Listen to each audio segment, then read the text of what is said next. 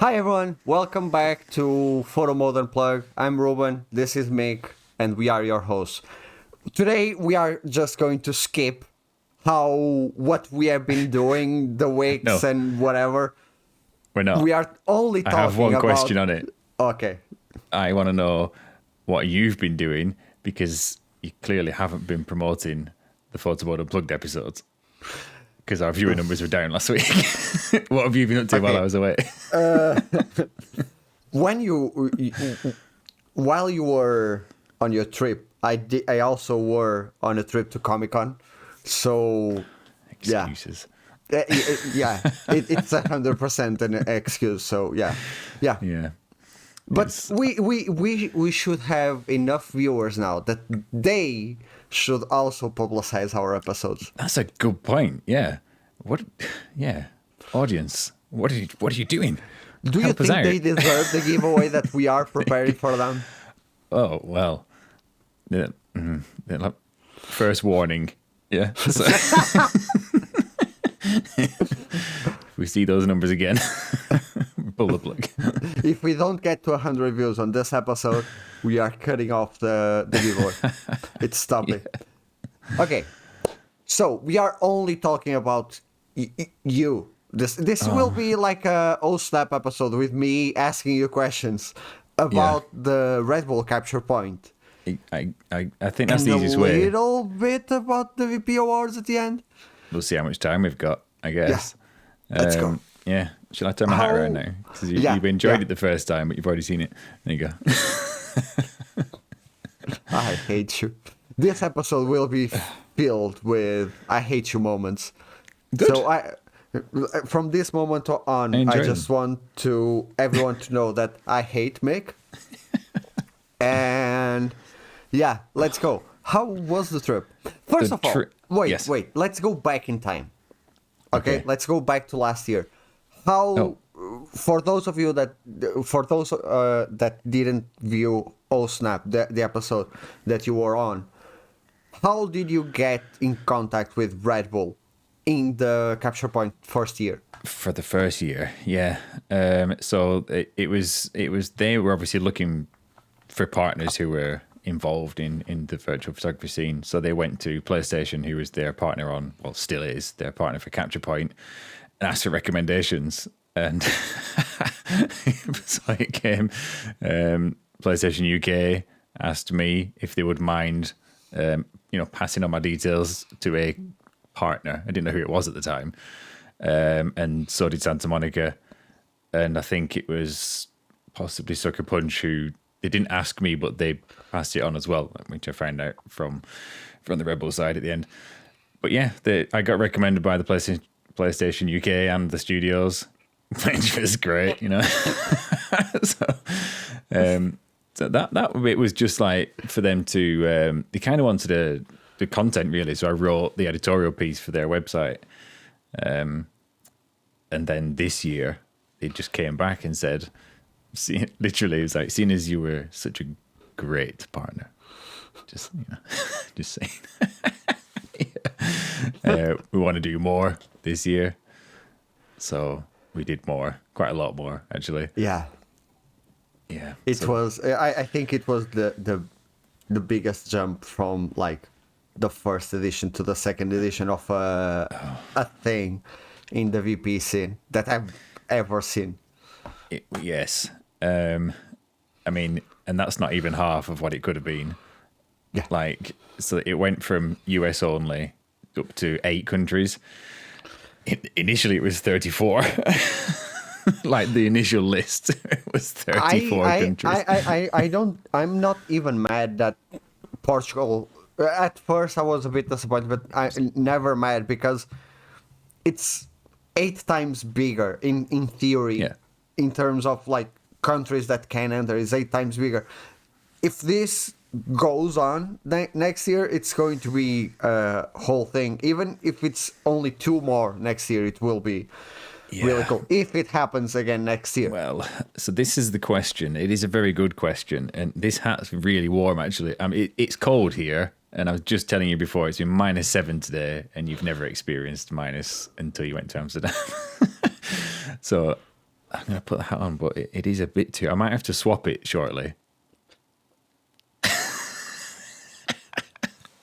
I'll keep it on for now. How many gifts did you receive? Well, just a couple. Not as many as the others. But anyway. Okay. Yeah, whether it happens again next year is a really good question.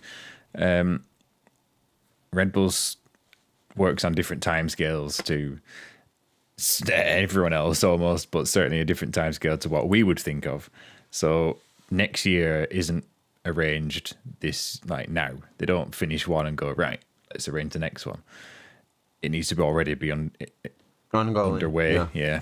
So they initially have kind of gone for this as a 2-year thing to see how it is. Okay. And then it's not decided yet. It may happen next year. It might not. Okay. But we don't know. What I do know is that there's a lot of enthusiasm within the guys there, and I mean a lot, to do it again or to do something again. Ooh. So it's definitely not the end of it. And I think the way that this one's gone, certainly the New York side of it went so well. I think that will be another motivation to do more. But yeah, you know, it ultimately comes down to planning out their schedules and their budgeting. As funny as that may seem for such a large company. I know the answer, but I don't think we've ever covered it on an episode. We might, one of our chats offline. How was the experience to work with them and two big partners like PlayStation and Red Bull? I've kind of Because you are... The Ford Focus is just one guy, and that's it is important. So it's you. It's all you. So... I mean, that makes me, one, overworked, but two, really free and agile. So if I want to change the way I make something, I can do it straight away. I've got total control of that. For example, you told me about an error on the website today, so I just go and fix it. There's no problem. I've got more than one insight, really, from working with Red Bull. The first one is, as you'd expect, is that everything is a lot more complicated than it is for a smaller company or for an individual. And that it actually, they make things more complicated for themselves because of that, because everything has to go through approvals and, oh, but you can't do it, they've got to do it, and we've got to wait until such body has done their bit. And then if anything changes, the knock-on effect, there's just this cascade of delay, essentially. And then you start to bring in the regions as well. And it's like exponential complication. Because let's say the rules were wrong, but then that has to be corrected on the English copy and then goes out for, that's got to be firstly reapproved. Then it goes out again to all the regional ones. You've got to do it into their regional conditions because they're all slightly different based on their legal technicalities and whatnot. Get that approved as well. It becomes a bit of a drag, to be honest. I was like, I'm so glad. You once told me something. I think it was the last year about the VP Awards and PlayStation. And it's okay if you don't want to, if you're not allowed to like speak about it, but like with the judges, that they were taking a bit of time. Well, again, so everything that goes through PlayStation, it kind of goes through by proxy. So right now I've got judges from the PlayStation studios on for the awards, but I have to go through PlayStation UK because they have to put it through internal stakeholders to be approved, so they know what their staff are being involved with and can authorize it and essentially account for the time.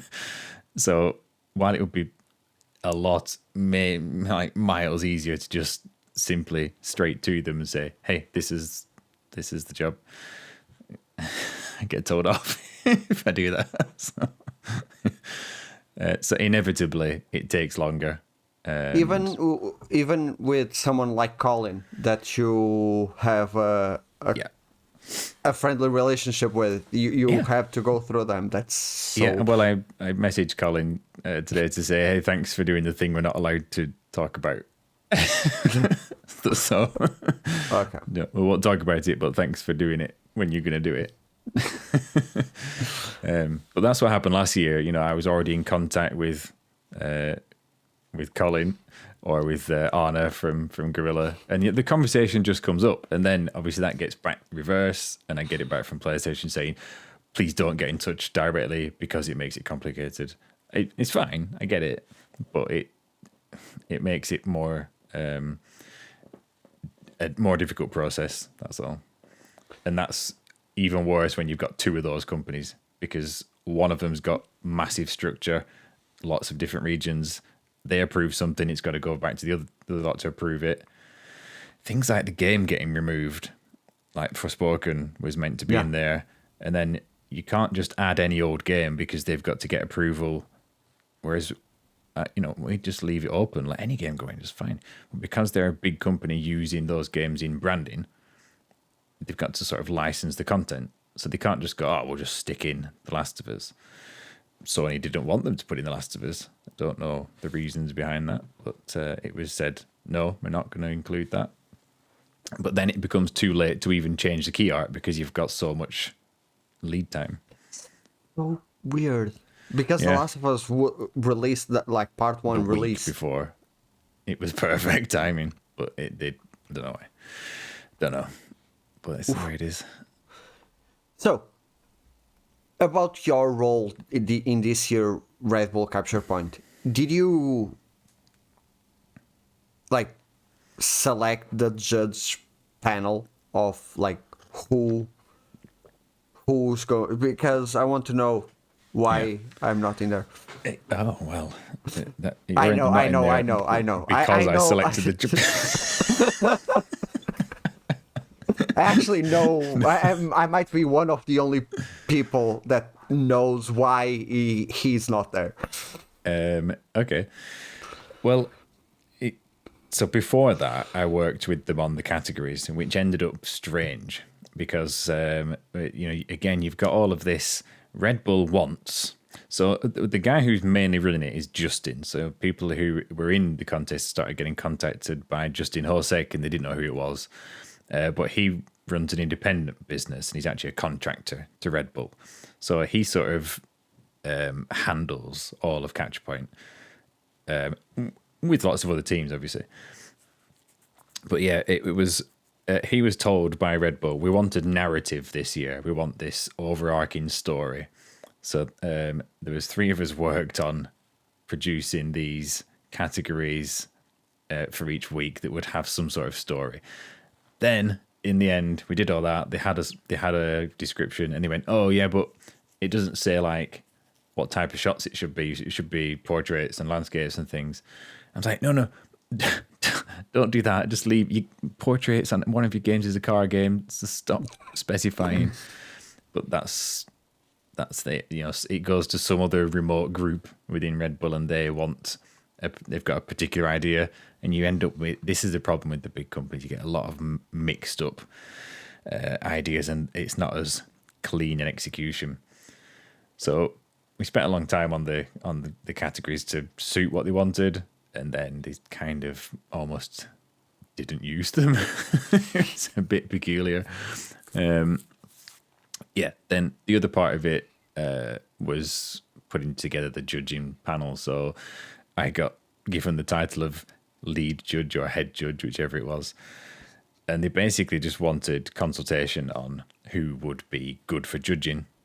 So I didn't specifically choose, but we just, I gave quite a list of people who would be suitable to cover all different bases, because they wanted things, like social media reach, they wanted photography expertise, they wanted in-game photography expertise as well, different types, so car photography, portrait, whatever. So I had this big list. They just sort of went away and goes, okay, based on the countries that are involved. So we're going to try and have, like a similarly representative panel for the judges, which makes sense. I kind of appreciate that. So that they were covering their regions and things. So each judge did more than one country, but this wanted to at least represent the countries that were in the contest. They made an initial selection and then was like, yeah, we'll go with them for now. We'll reach out and see how many we get, and then we'll decide who else to add. And they literally, they just went, everybody said yeah, and Red Bull didn't want to say no? Well, exactly. The time involved, maybe, but they were even thinking we might need more, because the other question was how many, even up until 2 weeks before, the list of countries was not finalized. Like, the UK was out 2 weeks before launch, and then it got pushed through. So anyone wondering why some countries are not another, it's not simply, I like Argentina, I don't like Brazil, we choose one. It wasn't that at all. It was as many as possible, but it comes down to the regional Red Bull team being able to partake. They might have done all their activations. If someone wants their country to be on the next edition of this, just spam them with please be on the next. Yeah, because that's what I'm doing. Or maybe go and buy lots of Red Bull. So this is getting far too... I'm not getting paid for this. I might turn that... Okay. I'll just swap to the other one, though. Did you... He has a box, by the way. Yeah, he has a box of things. Next thing is going to take is like a jacket, then like a sign. It's going to be crazy. Yeah. This feels cold now. This is just a baseball cap for the ones who are on audio. Yeah, the people on audio. Completely lost. So Mick is just flashing around all the hats that he got from Red Bull Capture Point. Did you get to look at everyone's entries? Did you see every picture? Okay, so the process in terms of judging, no. So I mean, you could see them if you just went and searched the hashtags, obviously. But the judging had like 3 phases to it. So the first one was just like an automated system that would check eligibility, have to use the right hashtags for their region, and was it within the certain dates, that kind of thing. And then it pulled them in. They had a back-end system, so they weren't sort of using Twitter to find them all, because like hashtag searches sometimes are actually unreliable. And then from there, they had an internal process of picking out essentially like the top. Well, it was top 20 minimum, but with more in reserve. So essentially, the judging panel that we put together for each country, only saw a kind of curated selection based on what Red Bull had chosen. Part of that is because they're very picky about the style of images that represents their involvement. So obviously they don't want anything with conflicting branding on it. So that's like a reason for one filter. Not that I don't think there was anything like that. Well, for example, they don't want a car in Gran Turismo with Monster branding all over it. Oh, yeah. You know what I mean? So Yeah. it's fair enough, isn't it? The Monster car wins the Red Bull contest. A little bit weird. I'm sure someone would do it. So yeah, those finalists, essentially that's finalists, the shortlist, they went on to the judges, and they scored each shot individually then, and basically highest score became the category winner, and you just repeat that per country and per category. I was literally just a bit of a go-between to make sure everyone was all right with it at that point. Do you have any idea how many entries you got? I don't have an official number. It's some thousand. Last year they got around 3,000 when it was US only. Yeah, when it was US only, which is. But I got 1,700 on the VP Awards, so I was like, pretty pleased there. You know? The VP Awards is something from the community to the community. So it's something from a VP to VP. So I get the sense that more people are willing to join, because even just to show support. Maybe. I don't know. I have to ask them. But I certainly have had great response on the VP Awards. Yeah. You know, each time. I just think that Red Bull's main flaw, and I said this to them, is that you've just not publicized it enough. You've spent a long time producing quite a complicated contest, and made like one tweet about it. And then you go look at how they deal with their esports, and it's like 7-10 tweets a day about the same competition, you know, the same event. Yeah. Why are you not doing that? Even on the PlayStation side, they could publicize it a lot more, because some accounts have problems with reach, and Red Bull Gaming, like the main one, it's clearly one of them. Like their tweets get like 10 likes, 15 likes. So if anyone watching this is complaining about not getting likes on their posts, Red Bull Gaming gets less than you probably. So if PlayStation would publicize it a lot more, like even like one post a week would be enough. Yeah, especially when it's on for so long. Yeah. Because like I tend to run contests for 2 weeks, because I find that any longer than that, you get such a lull in the middle that people just forget about it. And 2 weeks, I would say it's even more than I would like. I think it was 1 week when we did it for the Santa Monica one. I can't remember. We did one that was a bit longer and one that was quite short, and it was the Father's Day one that was short, because we did it like for over a week. And I still remember the one that won that one was Cynthia, and it was Kratos with the chains, the Blades of Chaos, and it looked like Atreus was jumping on a rope, and it was so cute. Nice. Yeah. But yeah, you know. By the way, go on. Wait, if anyone on the audience doubts the skill of this guy, we had one entry out of like 400 entries that we both like, because it was like Atreus hugging Kratos on the 2018 game. And we were like, fuck, how did they manage to make a picture where Kratos hugs Atreus? Because at no point in the 2018 game there is that. And I to this day, I have no idea how he found it, but he found like the single second in a single cutscene in the 2018 game when they fall off a bridge and Kratos holds Atreus. It doesn't hurt him, but the guy that did that screenshot pressed it at the right moment that it looked like it. It's a game that has like 7 hours of cutscenes, and you found out like 1 second. Like it was there that I was like, whoa. Who did?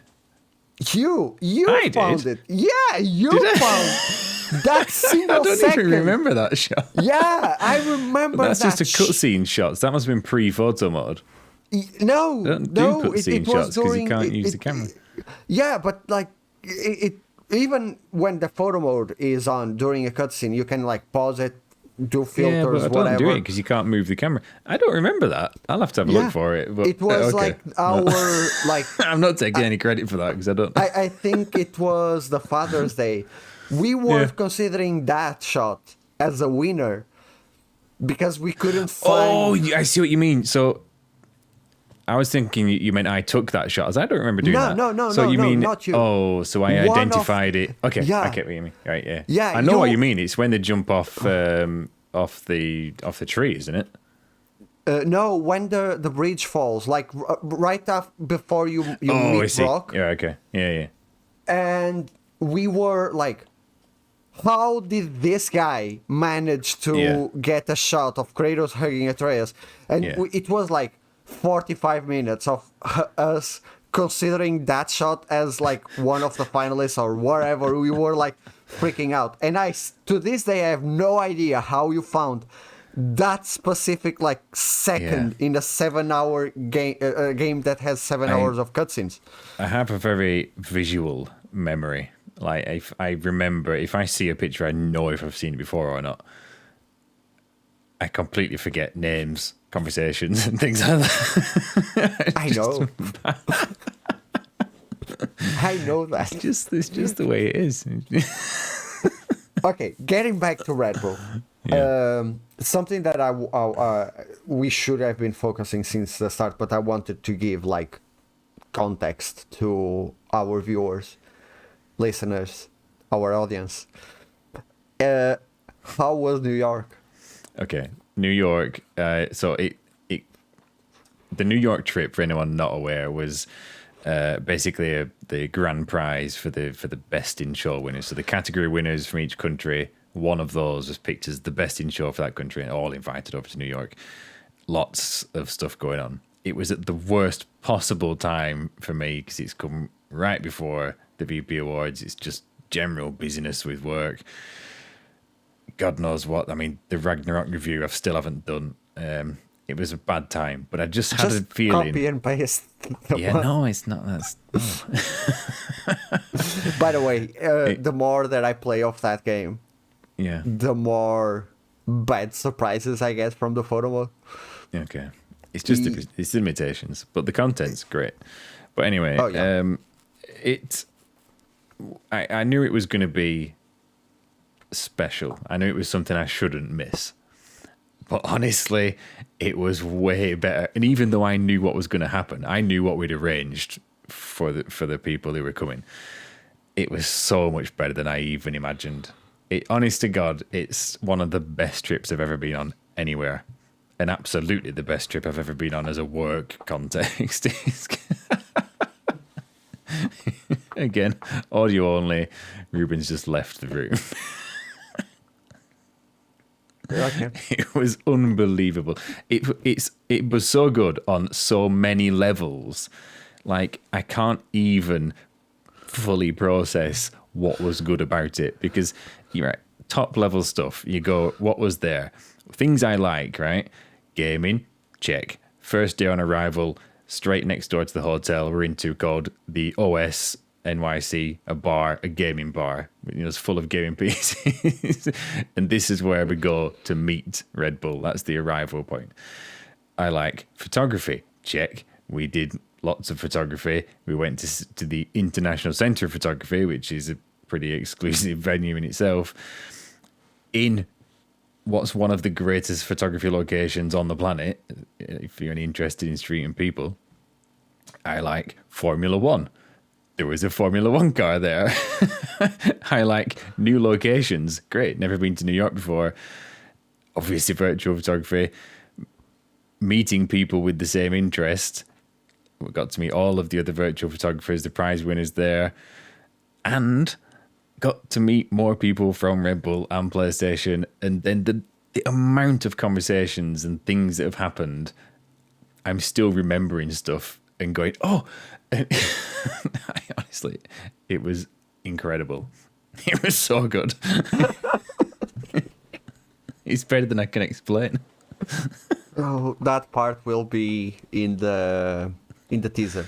It was so good. You have to put it in the teaser. Okay. Yeah. Fuck, I have so many questions that I don't even know where to start. So, okay, let's start with the important stuff. The thing that, how was to meet like the community, like being with other VPs. Yeah, this is something you asked me before, wasn't it? If we've met anybody else. Yeah. And up until now, I'd only met one other virtual photographer. So honestly, it was really good. Everybody got on immediately.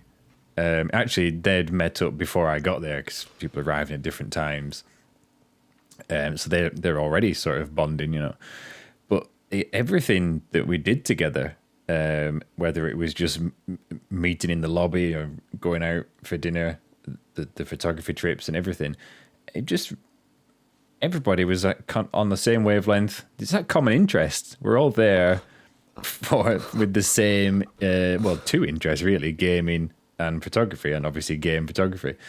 And it honestly, it just worked so well. It was really good to meet some people, to put some names to faces to names, whichever it is, or the way around. Some faces you already recognise. But yeah, it was great. And it was actually even better to see if I wasn't with that group, if I was with the Red Bull and PlayStation people, how well they just could be left to it to have a good time. Everybody loved it. They are all, from what I hear. Country that had more than one VP was Canada, right? Canada went nuts. Canada just must have had so much money left over. So instead of sending their one Best in Show winner, they went, let's send everybody. And also they got more prizes. So they also got a hoodie and tracksuit and the suitcase with their name on it. It's like, you're going on a trip. You're going to need this and you're going to need this. Here's a case. Here's your name tag with your whatever engraved on. That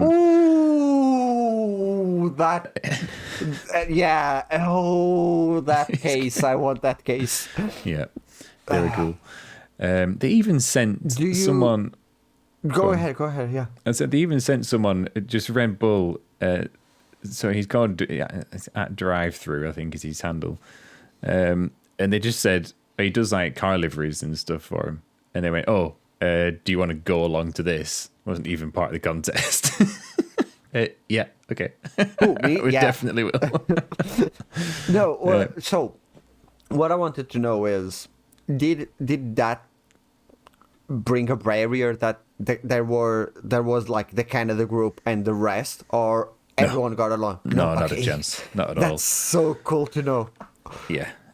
Even the quiet ones, and there's always people who are not particularly comfortable in a group, but genuinely, it was so relaxed. And the venues helped with that, because we got there, the hotel was nice, and it's just down Lower Manhattan, so Chinatown, basically, near Brooklyn Bridge. As you'll know from Spider-Man, whereabouts that is. I was just thinking about a shot that I took in Spider-Man from the Brooklyn Bridge. Yeah. Well, we've been across it. It's better. It's even better from the other side. But meeting, and the setting was so good because there's just there's PlayStations and couches, there's lines of PCs, there's massive projectors on the wall. Actually, the Game Awards were on. I can't remember if that was the first night or the second night. So we watched the announcement for Game of the Year in there as well on this 60-foot screen.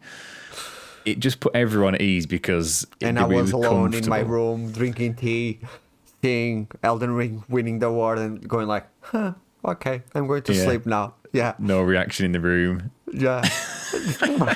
What about that guy, that lad that was up there with him, that young lad? The kid. I'd forgotten about that. Yeah. So we were watching that in the OS and we're like, who's this? And then eventually the security comes in. But yeah, no, everybody got on really well. Even the quieter members were comfortable. And I have one question about, not the quieter ones, but about the quieter ones on social media, because there were a lot of winners that I wasn't aware that they even did VP, because they usually don't share that much. Mm-hmm. Did they get along with everyone? Did that? Yeah. I believe that would raise a lot of questions, like, why don't you share more? Why don't you, Okay, so this trip has been actually, as you know, I already see outside the bubble. Yeah. I if anything, I do criticize the ones who try to contain and look inwardly about the growth of virtual photography. It's a lot bigger than it's a lot broader than any of the the Twitter-based community currently is. And it's also kind of a lot younger and smaller in a way than what you might think from the inside. So this trip helped a lot with really confirming what the people see as are not on Twitter every day. That's kind of what I'm getting at, is that if you're on social media every day, you're kind of conditioned to the type of involvement that everybody on there has. Not everybody wants to do that, but they still really enjoy what they do. Do you know what I mean? Like, you don't have to go and play a certain game every day to enjoy playing it when you do. So the thing that really came across is that they just get it the same. They don't necessarily have to be there for the sake of social media. That's not the only motivating factor. They might be doing it in just their own interest, but it's for the same reason. They still get the same out of it, and they still have the same thoughts about it, and that's what made everyone get on so well. He's like, what about this Photomode and such thing? And everybody knew this, it's just common ground. But then the other side of that is how the industry sees it. And, that was a really extremely interesting perspective to learn more about how big or small they see it. This is very much, this is the start. That's what they're seeing now, is the flame is ignited. Where's it going to go? So it's now about nurturing that. It's got a long way to go, a lot of potential. Absolutely. And I've never been more positive about the future for virtual photography than I am after this trip. From our messages, I got that. but there's so many reasons why as well. It's not even just like when we did Capture Point last year, and I wrote the piece about this is a big deal because showing brands of that size getting interested in it, that's like confirmation of the potential, that if they see it, then we've got something, we've got something for the future, definitely. But it's way more than that now. I mean, I can barely even remember everything, but some of the conversations, especially with the guys at Red Bull, they can see so far into the potential of this. It's incredible. And like, even beyond just what the studios want. He said this, like, the studios basically they want to sell games, and the engagement from the community is great. He said, but the thing that they don't necessarily get is the new opportunities and things. And like, don't just sell the feature that people want in the game. Use artistic interpretation and presentation to, I think they said something like, to sell the shit out of the feature that sells the game. That's a marketing angle from Red Bull. But it even goes way more into like new business opportunities. And so, for example, you take the esports side of it. He said, we do loads with esports.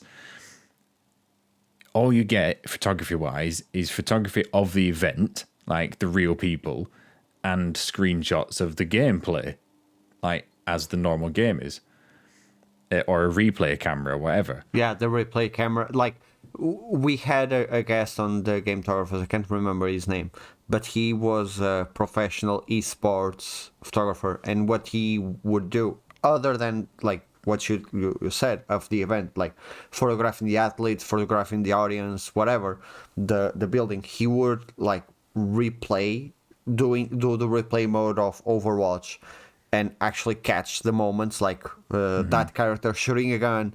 That was the moment that X team won and stuff like that. I don't think it's something that they do often, but he specializes on that. But that's the thing that they do want more of. Like, we should have lots more of this, and especially, and this was a really good point that I had never thought of, where there's, oh my god, I saw that happen before it happened. So that's the second time this happened. Those lights are on suckers. And it just peels off. It actually made me jump that time. What was I about to say? I've forgotten. Something that you never thought of. Something that I they never pointed thought out. of. Yes, so it was they call it brand insertion. And Red Bull's a good example. So you take a Red Bull liveried car in Gran Turismo. They want to see that being represented in the way they want their brand represented, not just as there's the car viewed from behind in the race. They want to see cool shots of it. And I showed some of the Red Bull cars that I've taken in Gran Turismo, and he's like, yes, that's amazing. And it's the photo mode stuff that enables that, because you've got that creativity, and they, even though it's not their game, they're not wanting to sell the game. They're wanting to maximize the benefit of having that brand inserted into that game. Do you know what I mean? So Yeah.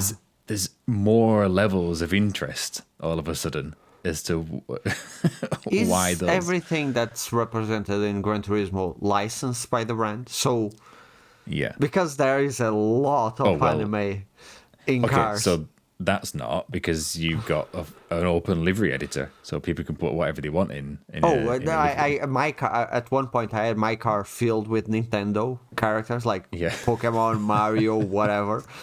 And I found that cool. So I was wondering, like, did Red Bull allow for those designs to be in there? Well, I don't think they fully anticipated the potential for that. Okay. It wasn't something I was going to ever tell them, because the last thing you want to do is spook them and they go, "What? Right, pull that game." So a car with the Red Bull and Monster versus branding, like put one. Yeah. That wouldn't make the cut. That would definitely get excluded. But yeah, I mean, what day are I up to in my head there? I don't even know. So one of the big things that we've not talked about is some of the main events that we did for the winners. So the Formula One car, and this was kept secret from everybody. So they arrived at the location that the Formula One car is, and they just, whoa, this is here. Essentially that, yeah. So basically we used taxis to transport everyone around. And it was like, right, okay, so we'd done the session at the International Centre of Photography with a pro photographer, Clint, who's on the VP Awards judging panel. Okay, that really cool guy. He's predominantly a portrait photographer, both in New York and abroad. On his website, the people section, it's like mind blowing. Absolutely. So like the morning was now. Oh yeah, I forgot. We had Sony Alpha cameras there as well. So the Sony Studio rep, the Sony PlayStation rep was there. Also Sony Alpha were there with A7 Mark IIIs for everybody. Only on loan. And okay. Only on loan. On loan. Okay. But they had them on loan for the weekend. So it was like, you're in New York, here's a camera, go play. Ooh, that would be like, even it was so even good. I never actually owned a professional camera. I would freak out, like, everything. Yeah, and they got to keep the memory cards as well. So Red Bull had paid Sony off for the memory cards. So it's like, take as many as you want, and then you go home with the card. Ooh. But like the morning was spent with Clint, so giving them, like invaluable photography tips and just stuff that, and it was actually good because I've never studied photography. I'm self-taught in that respect.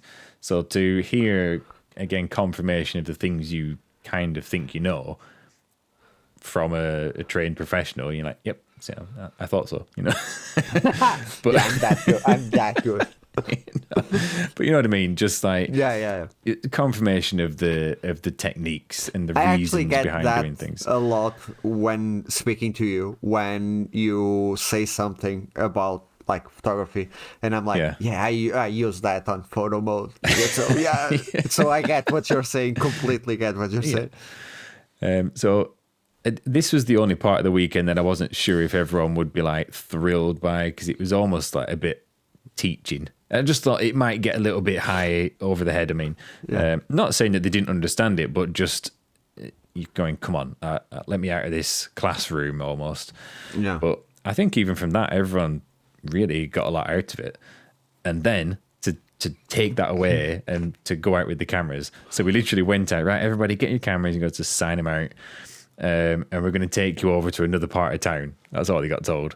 So it was like drive, and because we had 3 separate cars, it had to hold the first group. Right, wait, don't let them go around that corner, whatever you do, because the car was just right at the foot of the main stanchion of Brooklyn Bridge, and then there was already a bit of a crowd gathering around it.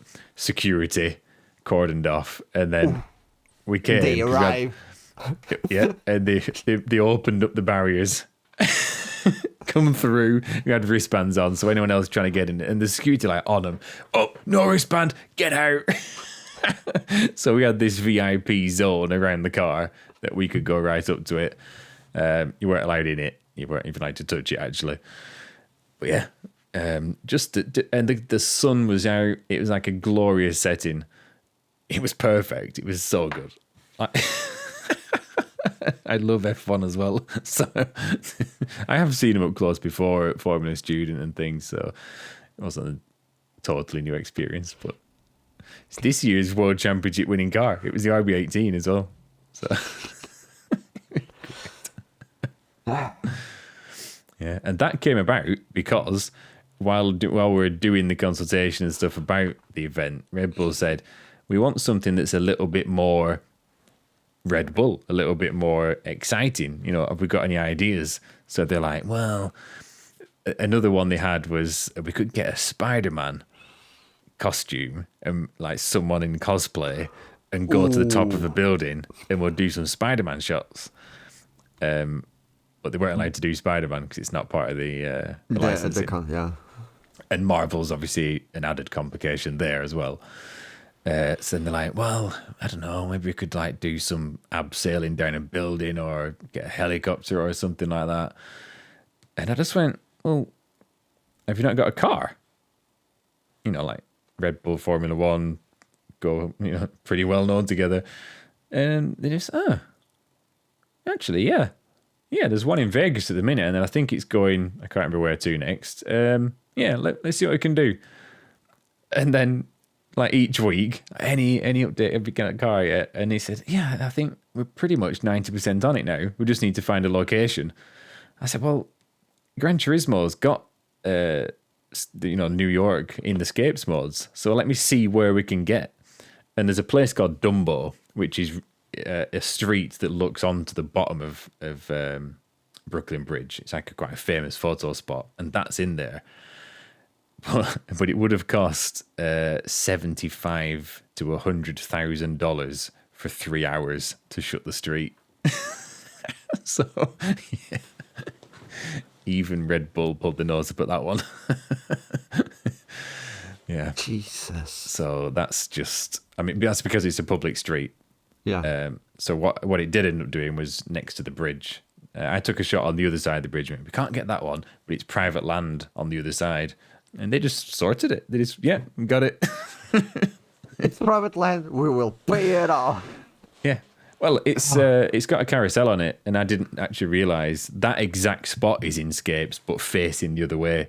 And I didn't know because I was scouting for the bridge, and I didn't realise. But the carousel is in the game, and the car is right next to it. So that's just literally how it happened. You just sort of go, what about this? And they just make it happen. And but that's Red Bull money for you. So I want to pick up on 2 things. The first is you actually pitched one of the prizes. Yeah. One of the activities, yeah. Yeah, that's awesome. That's really cool. It's cool. Like their consultation absolutely paid off. on that alone. Not Good. even talking about the other stuff that they definitely got their money's worth, but like that one thing made the experience so much cooler. Like, I don't care about Formula One at all. Like, it's the same as you with superhero movies. Like, Yeah, I get it. you don't get it. But I do get who the people who likes. One very good mate of mine, I told him the experience and he freaked out. Yeah, He completely freaked out. exactly. So yeah, I get that. So be proud of that alone. Like, be proud of everything, but that alone, it's like a top moment. That's why like, I tweeted it, that like I pitched this idea and today they made this happen. Like, just seeing that, I was like, wow, it's quite surreal actually. You know, just to think. Which is this has been half of the thing with this trip. The time that I've managed to spend both with people with the same interest, that's been wonderful. But as you know from me, my focus is primarily been on building these industry relationships. networking. And yeah, absolutely. And the tone for that was really set when I walked in the first meetup at the OS. So the Red Bull guys, obviously we recognize each other because we've seen each other on the calls before. And he just, Mick, stood up, come over, big hugs. There was a lot of hugging going on at this event. It was one of those very happy hugging environments. But it was right. I get that. But After then 2 years of not being able to hug anyone, I get that. I completely get that. Yeah, that's fair enough. But even then, so we're sat there, people arrived, and then the PlayStation US rep turns up, and she says, "Oh, you must be Mick." And I was like, "Yeah." How do you know? She's like, "Really?" I was like, okay. I don't take it for granted. I don't assume that they have any idea who you are. Like, Yeah. when I was at Gorilla's launch party, I was like, if I speak to anybody, they're just like, what? Who? What?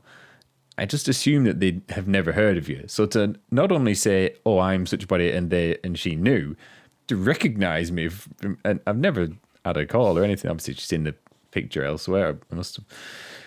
But I just thought, okay, this is going to be good. That's something that I told you a few weeks. I don't remember the episode. The fact that they know who we are, it's surreal. It so is crazy. And you got like face to face with that. We know that. It's from social media. We kind of know that, like, the people that we admire, the people that run the accounts that we admire know who we are. But you got that. Got that firsthand. That I'm jealous of. I'm so jealous of this entire episode. Well, oh, fuck. He's going at it again. There's also this camera bag. Which is actually really good. I used it while I was over there. These are like fully embossed, nice little rubberized logos. There's a badge somewhere. There you go. There's another badge. They've obviously got a lot of this logo going in. Camera bag, really great choice. But yeah, the thing that I feel I've got the most value out of, as well as all the goodies, was being able to spend time with these people as equals. It wasn't like I felt like, oh, they're just accommodating me. They were just really great, welcoming people. We went out for pizza one night, and then Justin from Red Bull just goes, "So I'm going to get a car down to the breweries. Do you want to come?" Yeah, okay. And and we went out. Me, the guys from Red Bull, Sony rep, just talking about gaming, talking about where things can go in the community, talking about cool ideas that we could make happen, talking about which streamers are blacklisted by them.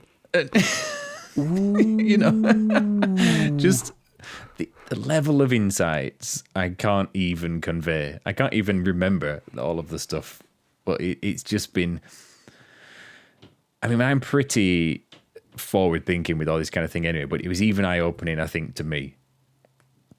Oh, you are.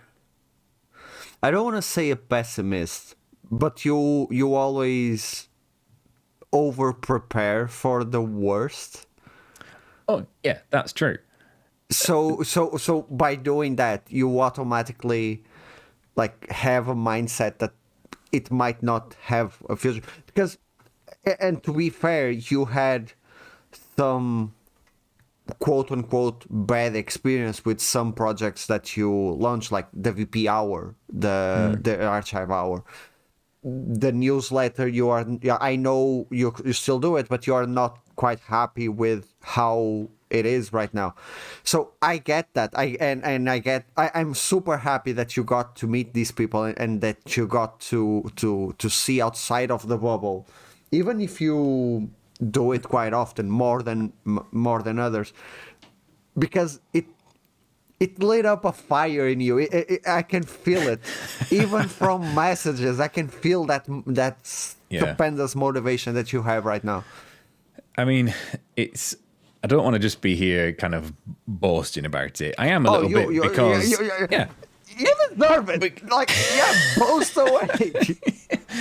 But I mean, if you've switched off because of that, then hard luck for you. Because honestly, I'm always of the opinion that if you see some great opportunity in a thing you're interested in, you should be happy about it, because that means there's going to be more opportunities in the future. Things that grow just bring more and more opportunities for everyone who's doing this.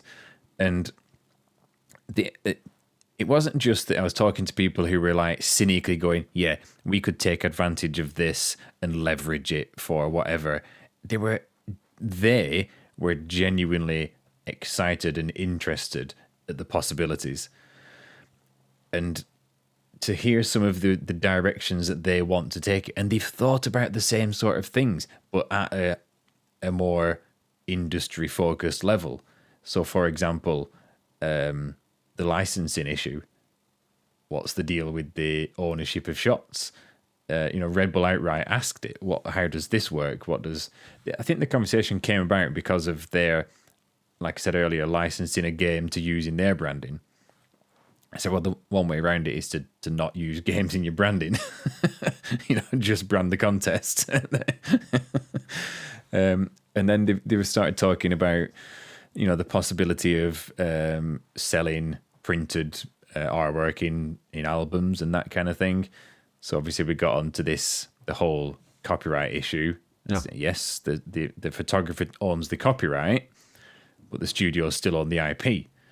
Like, okay, what about, they've all these scenarios being discussed. I was like, well, it can happen. There's no question about it, but we need, essentially the publishers on board.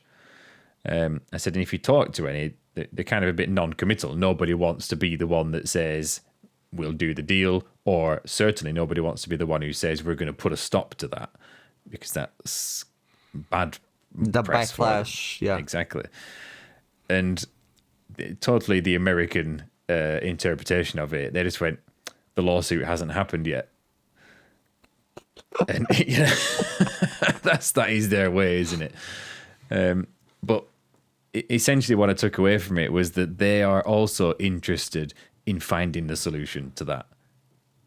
And I'm more convinced than ever that things are going to grow and grow big time, much more than anything that we've seen so far.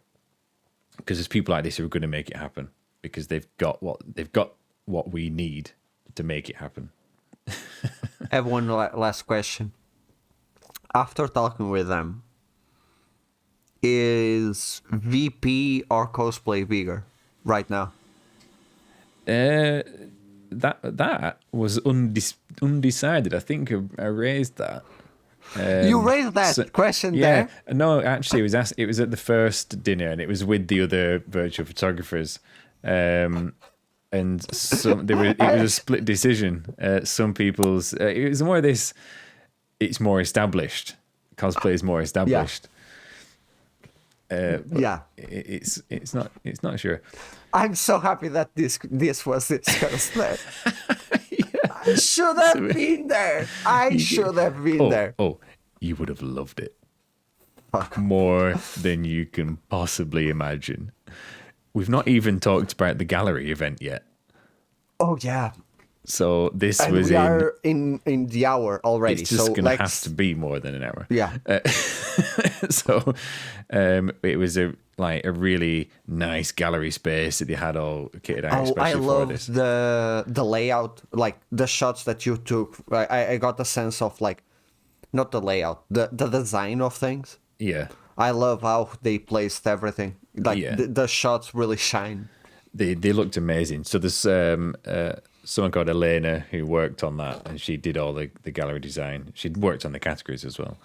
But yeah, you're right that they really stood out, and the prints were really high quality.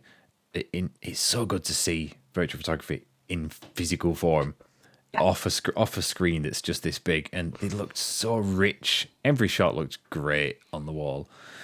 But then there was a massive room with like humongous projectors with Gran Turismo on one side, Horizon on the other.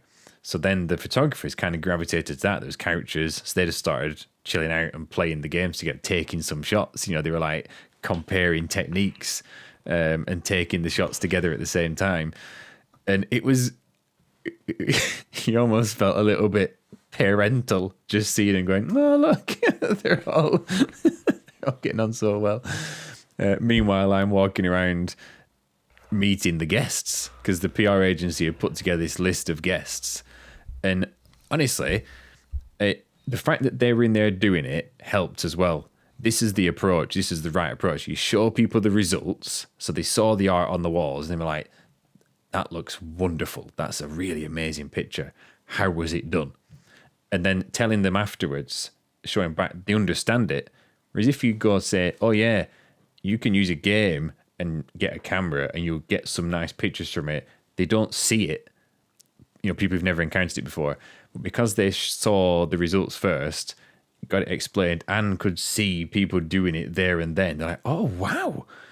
So, and you could see even, so the people I talked to included photographers, obviously, journalists, newspaper writers, whatever, cinematographer, filmmaker, what else was there? Gallery curators, NFT artists.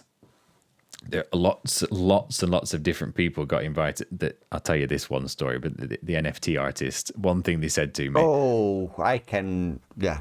Go ahead. This staggered me. They said, yeah, I think there's a big place for virtual photography in NFTs and NFT art, just like photography, which has become popular because of NFTs. And I'm like, okay, if you say so. Now, photography is around a lot longer than that, I'm afraid. But, you know, the wherever people want to take things, the whole scope of it was that everyone who was there, all right, they've been invited and they're on a nice fancy trip in a gallery in New York, but everyone was there, understood what they could see and liked what they could see and saw potential interest in what they could see. And it was, I think it was a really valuable event just to get awareness out there. You know, there'll be writers there who might not necessarily go away and write something about it now. They might do, but at the very least, when virtual photography comes up again, they go, oh, I know about that. That's that thing that I saw. And it's that seed of knowledge that will help it in the next year, 2 years to grow even more, because when something else happens, more people pick up on it because they're aware of it. And it was a really, really good event, that gallery. Do you think I have no idea how to put this question in a way that isn't this simple, but do you think this will bring more brands to do something like Red Bull? Like, I'm not saying like, do you see monster capture points? Yeah. But something like that, more brands like do you think this might lead to like Sony doing their own version of this or something like that? I mean, so even the Sony camera reps, who is a different entity to Sony Electronics and different to PlayStation, you know, they were interested. They're like, oh, because I'm giving out business cards like there's no tomorrow. You know, emptied my box. Yeah, take them all. Make it rain. Yeah, they're interested in the awards, you know. And I was like, oh, do you think we can have a conversation about getting some of the pro photographers on for the judging panel and things? Oh, like definitely, yeah, that definitely sounds like something we could do, and maybe even starting to get into the realms of cameras as prizes, that kind of thing. Honestly, the whole experience just was really confirmation is probably the right word, of just seeing so many people see things for the first time but understand the value in it. So yes, I do think there will end up being more stuff because they can see for what it is, and it's a really brilliant art form with tons of potential. I don't know who, but yeah. Cool. I would like to see that. I would like very much to be there too. It's a shame you weren't. I know. Oh, I've been invited on another podcast, so. What? Oh yeah, well, this was one of the Sony reps who winded me up a little bit because he said, "Oh, that's an original A7 you've got. I can tell by the silver shutter button." Just for the real camera nerds, you can tell a camera model by the color of the shutter button. And I was like, "Yes, it is the original full frame mirrorless body." And he's like, "Wow, that's like a historic. Doesn't mean old, like an important camera." And he said, "You want to see this? A1, a £6,000 camera body."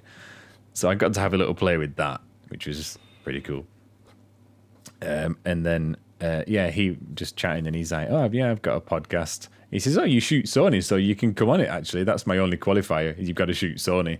You can come on the podcast." So I was telling him about this one, comparing figures, which wasn't worth comparing, because basically he's like, "Oh, well, I don't know anymore because it's handled by Sony." Yeah. No, he's handled by Sony now. He's like, the team take care of it all. It's like, okay.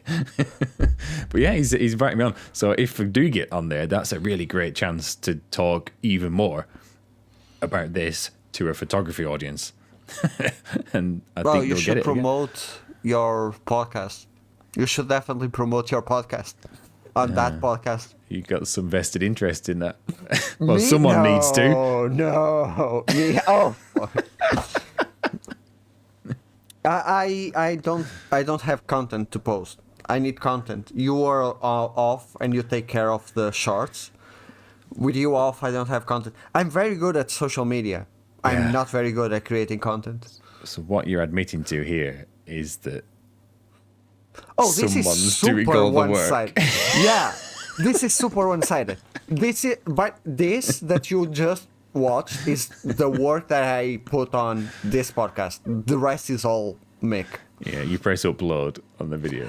Yeah, this should actually be called the Fourth Focus podcast with that fun. That was one of the suggestions. It was featuring Dub. That was a joke, but who knew? But yeah. I visit your website for the first time in a while because of the awards, and you now have the YouTube in the. I do. And it's the only one that gets you to an account that it's not the Fourth Focus. Not me. Yeah. Yeah. Well, unless I set up my own YouTube account, and then that'll be taken over. So you will never set up a YouTube account. I tell you what, it's all about time. And obviously I was doing a little bit of conversation with Red Bull about sponsoring more content creators and the likes. They do it, they will do more, they want to do more. But conversations moved quite quickly onto something else, and I never got figures. I don't know where you're starting at. But yeah, if I could get funding that would enable me to have more time, that's definitely the next step. My reviews go straight into video format, and it just makes sense, doesn't it? But it's a big commitment. That's the reason I don't do it. yet. Today I was talking with Danny about because her work is basically posting content and not creating it. So what she does is that she organized all the posting and etc. And it was one of the first things that I said is that you should have someone on social media that would like take care of like TikTok, even if you don't like it. Reddit, it's really unexplored. We should be more on Reddit. Everything should be more on Reddit. Things like that. You should really be more present because the reach that you got on the VP Awards with Twitter alone was insane. If you were on more platforms, it could like spread like wildfire. It would be so cool. Yeah, but it is. Yeah, I mean, time demanding. Exactly. Yeah. So when I coming up to these awards, I still had to finalize. Obviously, actually, the timing being so bad, I came back, was shattered for the first day, didn't really get anything done, and then it's like, shit. Why have I committed to the 14th? What I didn't need to. Why have I done this to myself? So I'm trying to get like all of everything finalized on the website. There's always more. There's always something. But amongst that, I've done the coming soon post, so you think I've got to try reply to things on there, but it draws you in for an hour or more, and you're like, I haven't got the time. So it's like that's why I don't do very much interaction on social media. I do it when I've got the opportunity, and then I can carry on with whatever task I've got on the go, because otherwise it takes all day. It takes over the day, doesn't it? Yeah, I know. But yeah, just like being in New York does, that I would love more time over there. The people, one of the most things that stood out to me, when you're in any game really, and the NPCs walk around and just randomly talk to themselves, it's actually like that. I seen a review back when Spider-Man, the first one, came out. Yeah. And a segment, like a 3-minute segment, was talking about the NPCs and how good they represent act as New Yorkers, not only as NPCs, but as New Yorkers. Yeah. So yeah, it was weird. It felt like being in a game while you were there. New York actually was nicer. I thought it was going to be really aggressive and really busy. It's nowhere near as busy as Tokyo for a start. It's not even as aggressive as London. It was nice.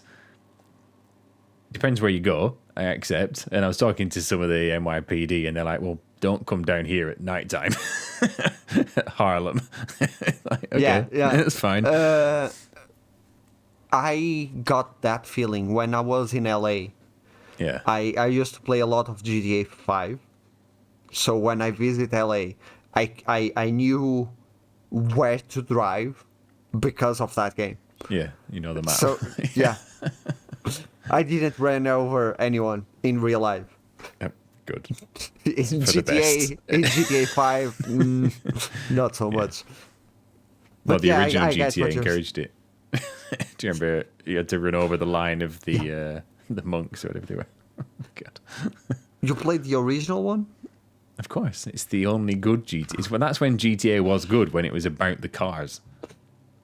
This is a topic for another episode, but you actually never played Red Dead Redemption 2, and it's one of my goals to convince you to do it, because it's one of the greatest games of all time. Okay, it's about time, really, because I feel it's a long, slow story game, and I need time to commit to it. Otherwise, you play it a little bit and then go away and come back, and you're detached from it. So the photo mode on that is horrible, so you won't go on it that much. Okay. I hope that helps.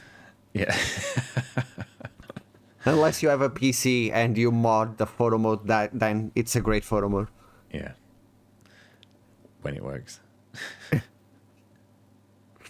I had a few troubles with the camera tools for Miles Morales, but every time I use them, it crashes my stream. So while I'm on stream, it just crashes. So I have to be very careful. Okay. Inconvenient. Anything else from the capture point? Oh, I don't know. No, I'll just tell you another time. We'll leave it there. Honestly, I've been remembering things that happened and like, oh my God, they said such a thing, or, you know, and I saw this, and we'd be here all night. Okay. So, if anyone in the audience still on has been on capture point, please tell your favorite stories below. That's a really If good not, shout. yeah, please do. Please tell your favorite things below. And if you weren't on capture point, leave your questions below of things that you want to know about the organization, the event, the activities, everything.